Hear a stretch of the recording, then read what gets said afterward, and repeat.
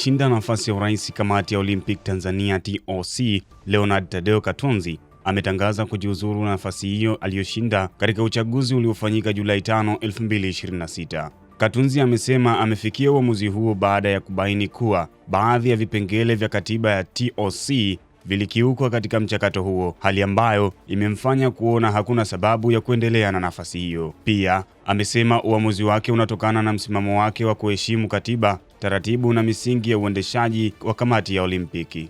Ikumbukwe, TOC ni chombo cha kitaifa kinachowakilisha nchi kusimamia masuala yanayohusu michezo ya Olimpiki nchini Tanzania, ambacho kiliundwa na kutambuliwa rasmi na kamati ya kimataifa ya Olimpiki IOC ya mwaka 1968. Moja kati ya majukumu makuu ya kamati hii ni pamoja na kukuza na kulinda harakati za Olimpiki, kusambaza na kusimamia maadili, kanuni na falsafa za Olimpiki nchini Tanzania, ikiwa na pamoja na uaminifu, ushindani wa haki na amani. Jukumu jingine ikiwa ni kuandaa na kusafirisha timu ya taifa, kuratibu na kusimamia maandalizi ya michezo na viongozi wa Tanzania watakaoshiriki mashindano ya kimataifa yaliyo chini ya mwamvuli wa Olimpiki, kama vile michezo ya Olimpiki ya majira ya joto, michezo ya vijana ya Olympic Youth Olympic Games na mashindano mengine ya kikanda au kimataifa kama michezo ya Jumuiya ya Madola.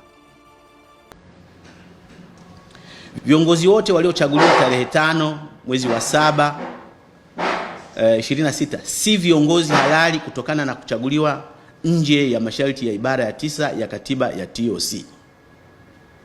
Kwa maana mimi na wenzangu tuliochaguliwa siku ile, baada ya washiriki karibu 19 kushiriki wasio halali, manake sisi sio viongozi halali.